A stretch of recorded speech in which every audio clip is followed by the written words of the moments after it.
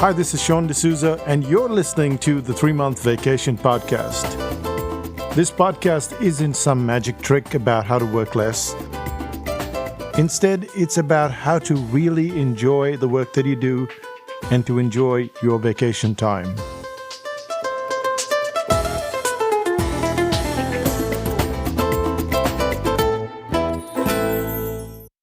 I'm Sean D'Souza, and you're listening to the 3-Month Vacation.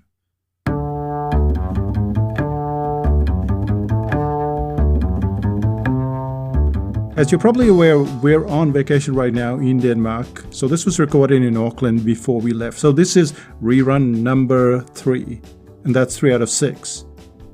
And this podcast episode is about making that leap. A lot of people ask this question on email. How do I make that leap? How do I know that things will work out for me? Now, my grandfather was a sailor.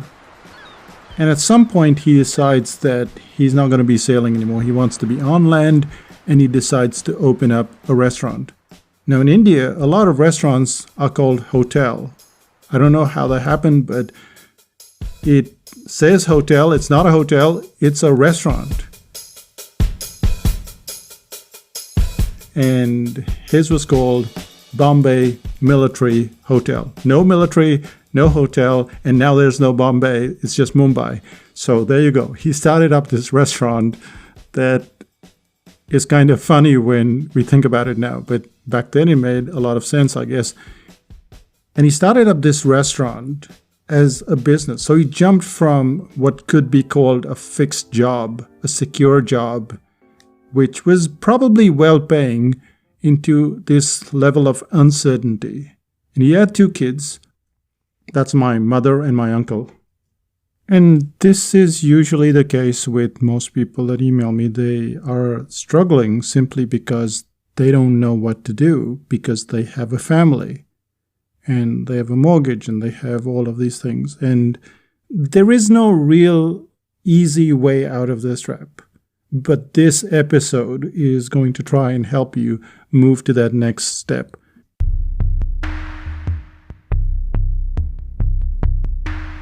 And right at the end of this episode, I want you to also listen to someone who's made that leap. He emailed me several times and asked me, how am I supposed to do this? He then joined 5000 BC. And eventually, he decided that he's going to make that leap. And 6 months into that leap, he almost regretted it. Not quite regretted it, but things didn't start to fall in place like he thought it would. And yet, well, I won't say anything more. You can listen to it. But here it is, how to make that leap into the great unknown.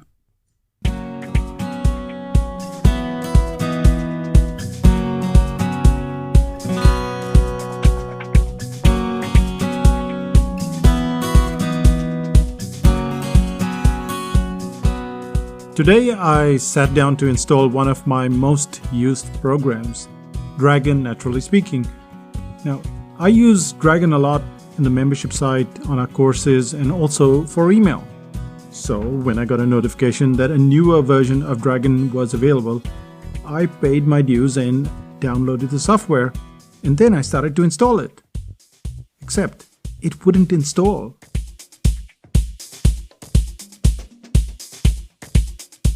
The software informed me that I needed to upgrade from Yosemite to El Capitan, which is the max current operating system. And therein lies the problem. All my computers were humming nicely on Yosemite, and there seems to be no reason to rock the boat to install a new operating system. At least if I were having some trouble with the existing system, it would be worth the trouble. But I was doing just fine.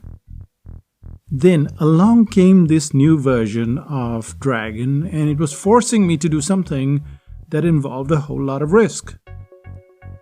When you're in a job, it's like living in Yosemite land. It's not the best thing ever, and you know that there is a world of entrepreneurship, and you'd rather explore that. But it's safe in Yosemite land, so why make that leap into the unknown? And how do you know that things will work out anyway? And you don't. That's the whole point of being an entrepreneur. You have no clue if or when things will work out. The only thing you know for sure is that change is going to happen. That the dragon wants to be let loose in your world and you're holding back.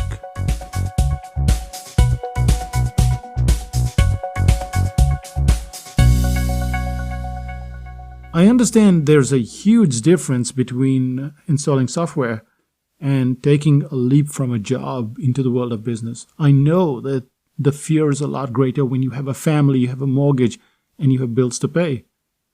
Yet, there comes a time when your hand seems to be forced. You can stay where you are, or you can take the leap. In this series, we deal with 3 recurring questions dealing with making that leap. The first is managing the fear, the second is keeping the vision strong, and the third is focus, and why you need a hatchet person to get you to focus. Let's start out with the first thing, which is managing the fear.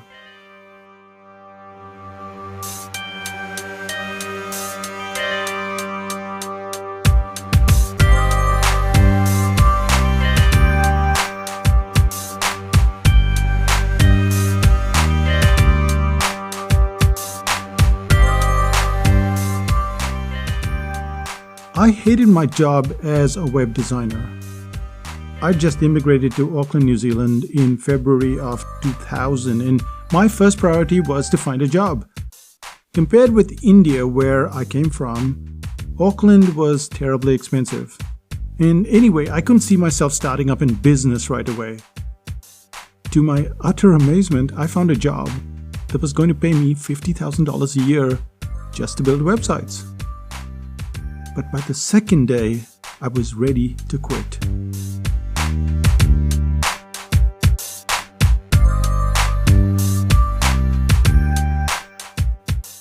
My wife, Renuka, wasn't so sure. To get a job that was reasonably well-paying was not an easy task. At the time, she was still in India, and she asked me to hang on until she showed up in the following month. She decided she would get a job of her own, and then I could quit if I wanted. And she said so. She said, "You can do whatever you want after I get there." However, things don't always pan out the way we imagine. When Renuka got to New Zealand, she found it hard to find a job that fit her position. For the next few months, she bounced between temporary jobs, and at least at that time, my job was the one that paid most of the bills and the mortgage. Because just 3 months after we entered the country, we went and bought ourselves a house, and then we had a mortgage of $200,000. The week after we bought the house, I was made redundant.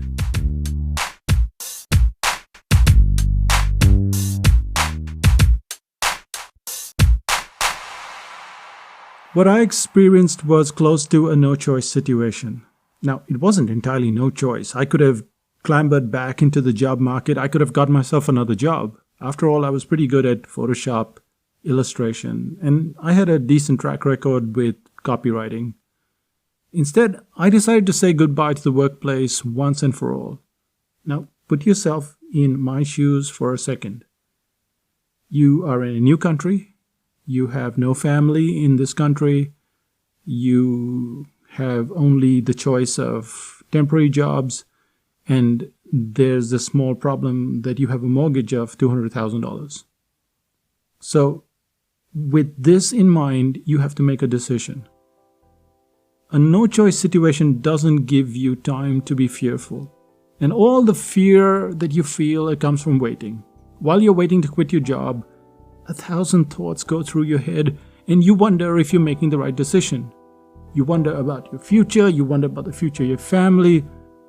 All of this build-up, all of this frustration.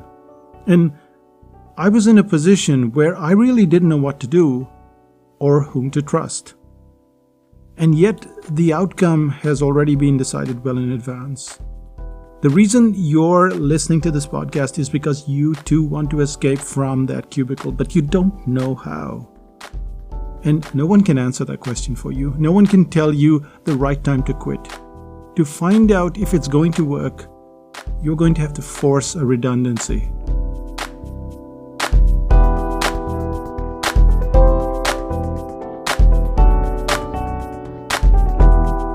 bass guitarist Paul Wolf had a real problem back in 2008. This is his story. 2000, 2005, 2006 were both fabulous years. We had some really busy months. We were doing really well and things were going really nicely.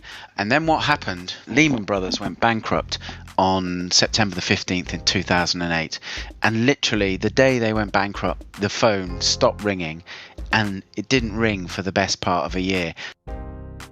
The next year we did 20% of the previous year. So it was an absolutely traumatic and disastrous event. And soon it became pretty clear that things weren't going to change fast. This wasn't going to be something that there was a dip for 3 months or 6 months. It was clear that this was something that was going to be a lot longer than that to sort out. And then the next thing that became clear was that I needed to find another source of income reasonably quickly, or everything was going to come tumbling around me and I was staring bankruptcy in the face and things like that. Not pleasant things. In hindsight, Lehman Brothers going bankrupt actually turned out to be one of the best things that could have happened.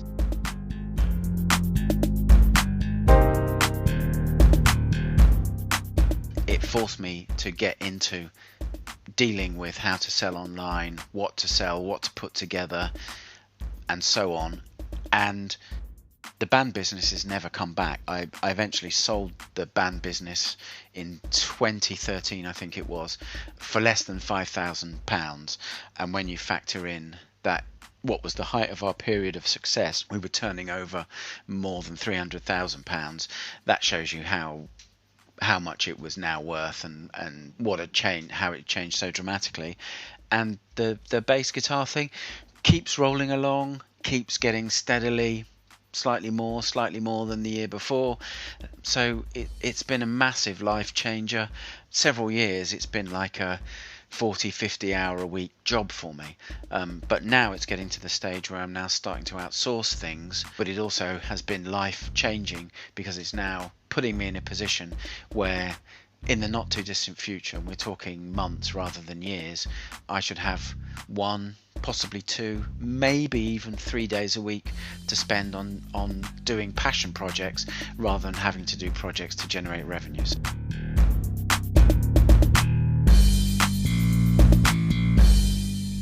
Having a no-choice situation is probably one of the ways to deal with fear. You have to take the plunge, and so you do. The longer you wait, the more fear keeps you paralyzed. The reason why you're listening to this podcast is because reader Kai Huang asked me to write about how to make the leap. And this was one of the first questions, which is, how do you deal with fear? And the answer is, you can't.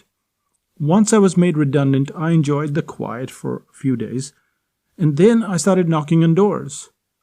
I went back to what I knew best, and I decided to sell my cartoons to advertising agencies, to magazines, to newspapers. I was lucky that the internet was still an unviable place back then. I was lucky that ebooks and fancy software was still to take off.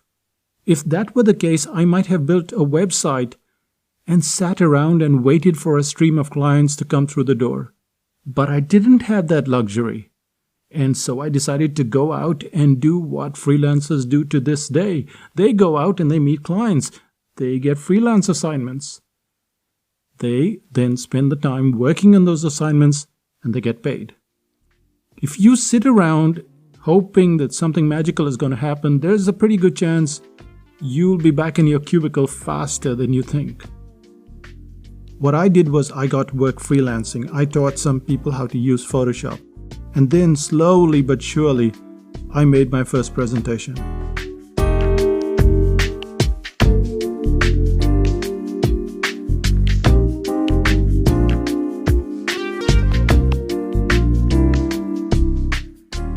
Now, you know the story. That presentation was a disaster.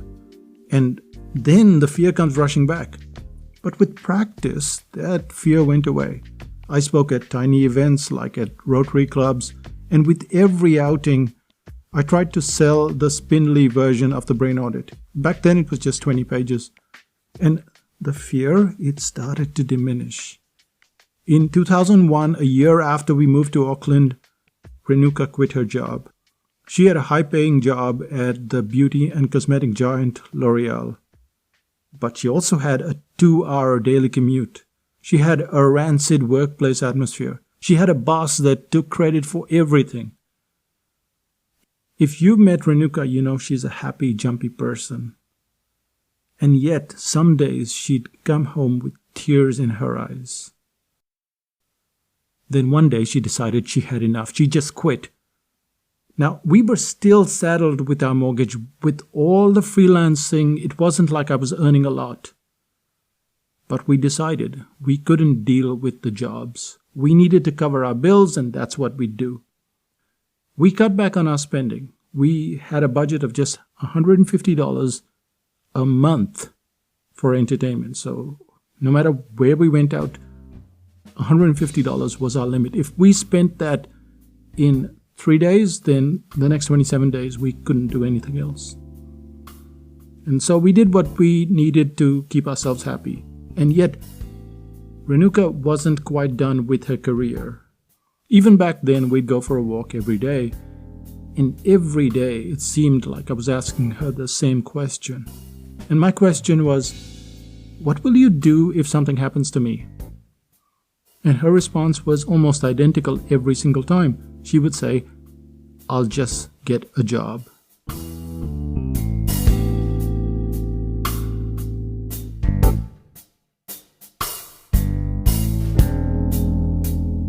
So this is 2016 and that was 2001. We were more scared when we had the jobs than when we had no safety net at all.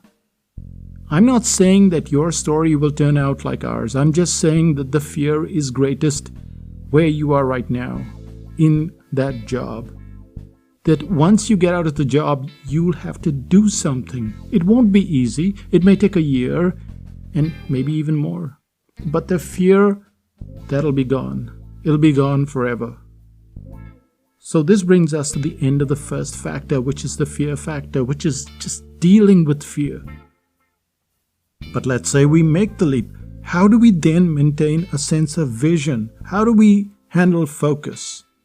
Let's start out with vision because that's the one thing that'll keep you going when things get tough.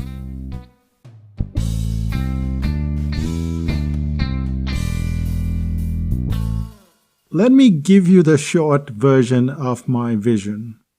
You probably know this, but back in 2000, my website had the embarrassing name of $1,000,000.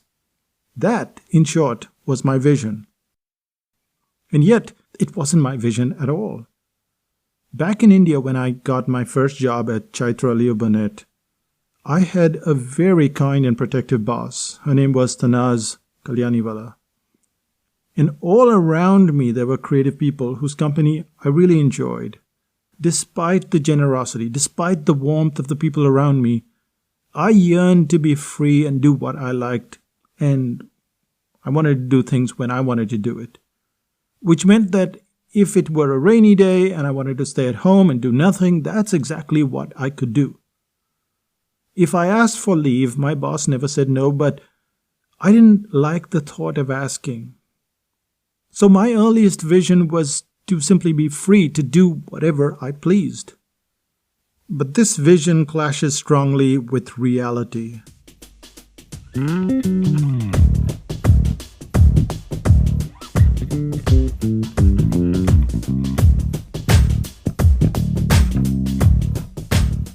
Sure, you can do whatever you please when you have your own business, but you still have to earn some revenue. And so I had to go out there and I had to make sure that I met with potential ad agencies. I had to meet with editors. And this is when I had the cartooning business. When I moved over to marketing, it was all about getting in touch with potential clients. And then there were these incredibly mindless meetings. Meetings where you spend 3 hours debating whether the logo should move 1/8 of an inch to the left or to the right. And then you add early morning drives to make presentations. And you add all the stuff that you need to learn and all the stuff that you need to do, and the vision seems to be nowhere in sight. And yet it's there. Vision is that idea that refuses to go away. In 2004, we'd only been selling the Brain Audit online for a little over a year. We'd done 2 workshops for companies, and we even did one of our own workshops. Even so, there was no reason to be optimistic because we worked all week and we worked on weekends as well. Getting a business off the ground, it seemed quite rough. And it's not like we had a lot of expenses. We were operating from a spare bedroom. We didn't even have a computer of our own. Renuka would sit at the computer for an hour, and then it would be my turn. And then an hour later, she would push me off, and it was her turn again. So we didn't go around buying fancy equipment. Even the books that we read were all from the library. Everything seemed to be okay, but the vision was shriveling. It seemed like we were moving away from the reason why we started up in business. We didn't start the business to get $1 million, even though that was the name of the company. We started it to get more free time. It wasn't about doubling our income and getting millions of clients. And this is why 2004 became our benchmark year. We decided to do something incredibly crazy in that year. We decided to take 3 months off, just like that.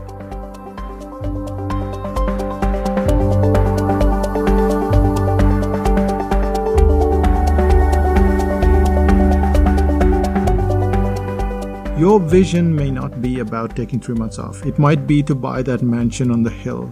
It might be to take over half the countryside. You may love the fact that you have 100,000 people on your list.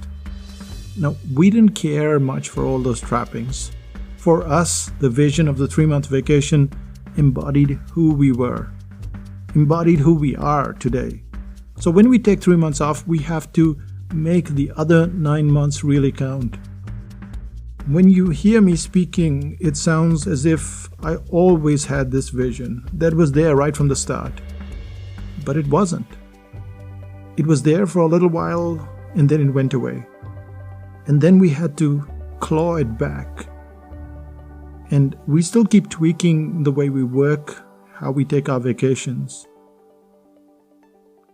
And I think the best way to describe vision is to use the concept of the tuna sandwich. You probably read or heard about this tuna sandwich episode because it was covered in podcasts before. And here's how it goes. There's this story in the comic strip Calvin and Hobbes and how Calvin is drawing up his list for Santa Claus.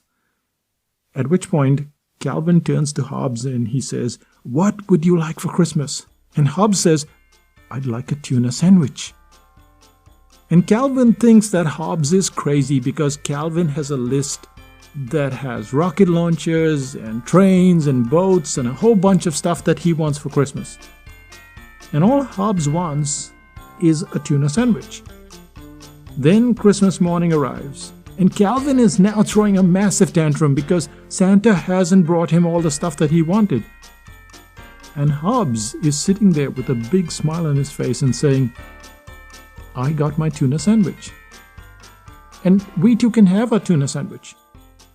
I think about my tuna sandwich every single day, even after all of these years. Vision is extremely hard to hold on to when you're making the leap. It sounds insane to do what you set out to do when there's so much other stuff to be done.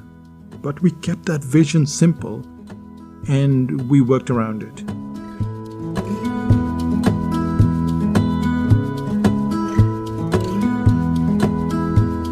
You know the funny thing about that $1 million? Today we could stop working and we could live the life of the 3-month vacation for the next 30 years or more. We ditched the $1 million idea and it came right after us.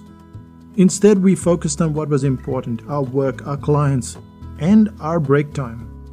And in doing so, we continue to create the products that we want. We go to places that we want. We do the things that we want.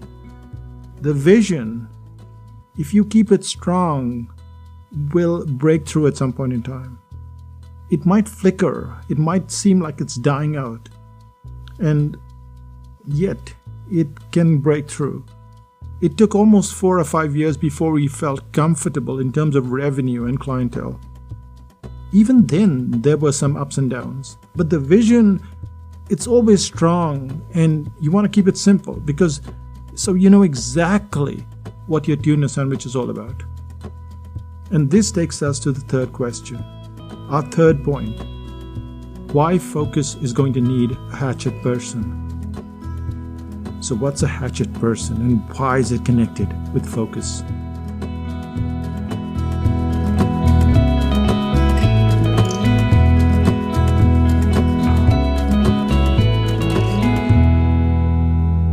We've gone well past the 20-minute mark, so I think let's do the hatchet on this podcast and take it to the second part. And we'll continue the hatchet person concept in part 2 of this episode. So let's summarize what we've done today. 2 things, very simple things. The first thing that you feel is fear. And fear comes from waiting. So the best thing you can do is create a sort of redundancy for yourself. When is that going to happen? Is it going to happen right away or is it going to happen a year from now? I can't say which one is good for you. I can only say that the longer you wait, the more fearful you get.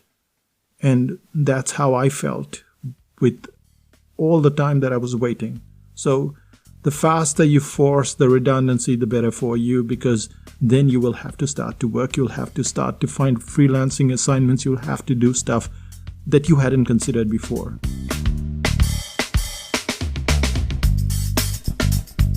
The second element is just your vision. Vision is what enables you to stay strong. And that vision will flicker and you'll get buried under work and you'll be working weekends and life will seem almost frustrating for a while. But if you keep that vision strong, you will either make $10 million like you wanted to do, or you will do what we wanted to do, which is to go on vacation, to have that time. Whatever your vision is, it's your vision. No one can tell you it's the right thing or the wrong thing, or it's ethical or unethical. There is no such thing. You have your vision, keep it strong, get it going. And that brings us to the end of this podcast. So what's happening in Psychotactics land? Well, basically 2 things are happening. The first is the Info Products course, home study, and the article writing course, home study. Info Products enables you to create a product that clients can go through. They can get to the endpoint, and then they can come back to buy another product or another service or training. And this is how we build Psychotactics. We haven't gone and done fancy stuff. We've just done or created really good products that clients get to the end. And that's been our goal the whole time. Because when you get to the end, you implement, you get better. And that's what the Info Products course is about. It shows you how to create products like that, which enable clients to get to the end. The Info Products course will be available on the 21st of July. The article writing course will be available on the 18th of September. For both of them, you have to get on the waiting list. We have to do our due diligence. We have only 35 copies of each of the courses. So once we sell our 35 copies, there won't be a 36th copy. Believe me, we're not going to send you an email saying, oh, we made a mistake. No, there are 35 copies and that's it. So 18th of September, article writing course, 21st of July, that's the Info Products course. Get on the list, go to psychotactics.com/xinfo and you can read about it and then sign up to the waiting list. There's also 5000 BC. We'd love to have you in 5000 BC. Check it out. Check out the page, judge for yourself, and I think you'll enjoy your time in 5000 BC. Now, 5000 BC is not just a membership for people who already have a business. If you already have a business, that's great, and we have a lot of business owners in 5000 BC. But even if you don't have a business and you want to work it out, this is the place where you go, where your questions actually get answered, and that's 5000 BC. And there's a 21-day waiting list for that as well. So when you get in, by the time I get back from my vacation, well, you can meet the other people, you can read a bit and get ready. Well, not for my return, but get ready and you can ask me the questions when I return. But wait, we're not done yet. Remember, I promised to let you hear the story. And this is Karoli from Hungary. And he's going to tell you his story of how he made that leap and how it's made a massive difference to his life. So yes, you heard the episode, but here is someone that recently did it. And here's the story.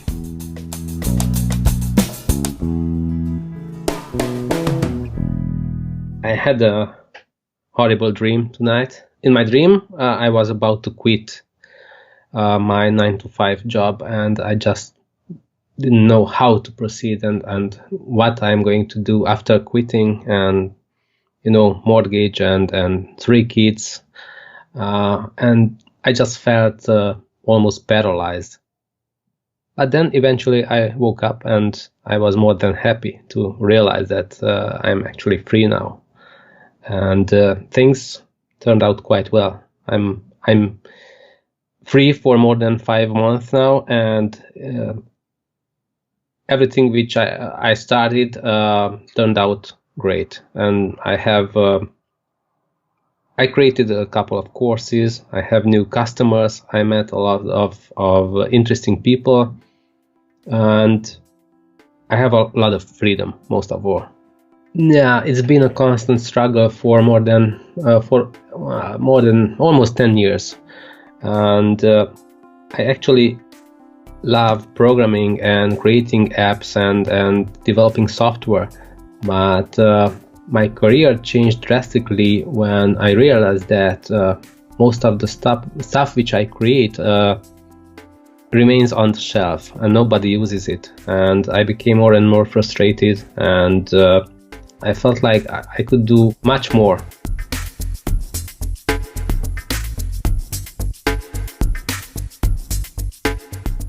And I'm not allowed to do. I have to join all kind of nonsensical meetings and do stuff which I'm asked to do without being explained why I should do that, and even being told how I should implement it sometimes by people who were not that proficient in that area. So it ended up in a situation when I felt almost like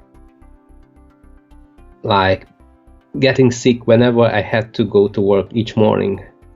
And sometimes it happened that I just turned back halfway and then said that, sorry, I'm sick. And I was literally sick in the sense that, I just felt like falling apart. And I realized that this is not a situation which I can carry on longer. And one day, I was out running, and in the middle of my second track, after 3 kilometers or so, I just stopped and emailed my manager that I quit. And that was it. The other day we started the usual process, and in January I officially quit my job after 18 years in the corporate world.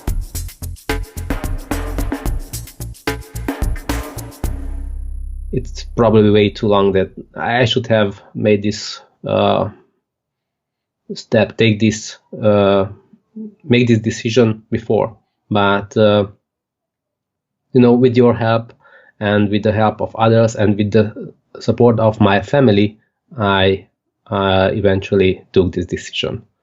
As a senior developer, the industry is booming, and software developers are paid quite well everywhere in the world.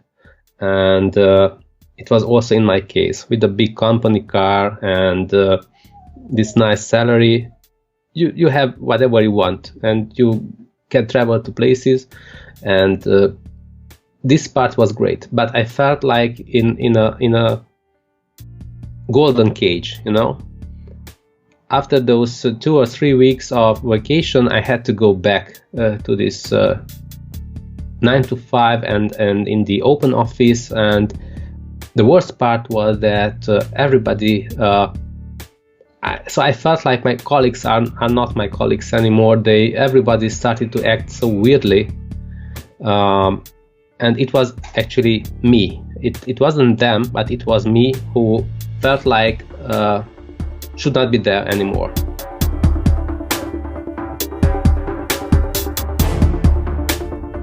So this was a normal process to just quit, and I did it in the right moment.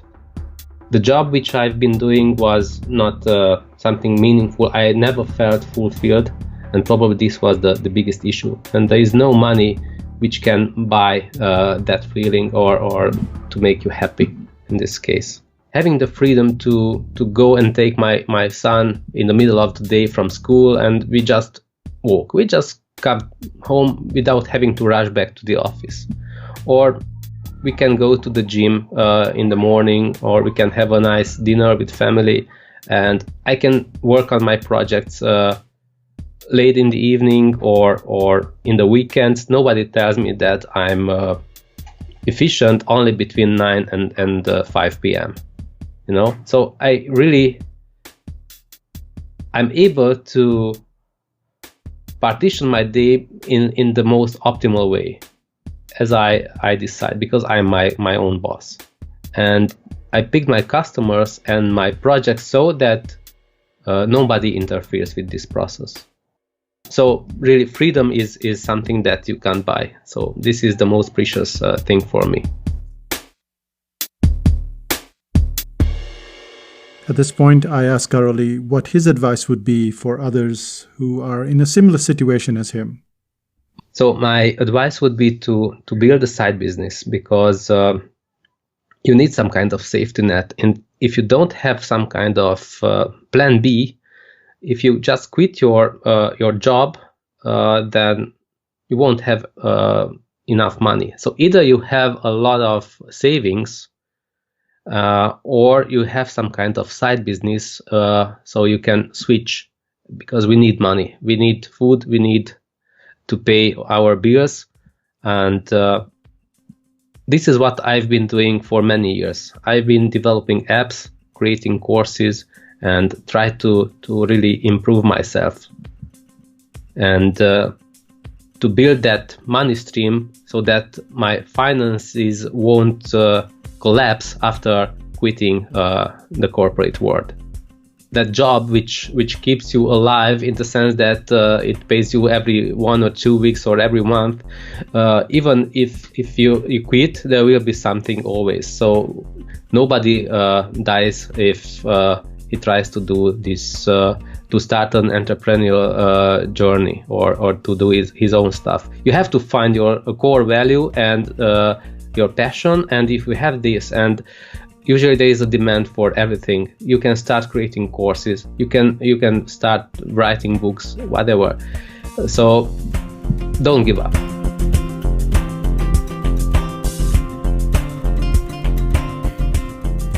It's very difficult to make that jump, to make that leap. But you just heard Karoli, and I want to thank him very much for giving you that advice. It seemed like a really long piece, but I thought it was important to keep the entire piece. Your freedom is probably the best thing that can happen to you, and it's not going to happen by some magic button. You know how people say you're going to get rich overnight, you're going to double your customers. That's not going to happen. You have to have a work ethic, and I suppose by being in a job, you already have work ethic. It's now a matter of learning how to go about it. And that's why we're around. We're around at Psychotactics. We've done this several times before, and we can help you get there. So on that happy note, we'll say bye for now. Bye-bye.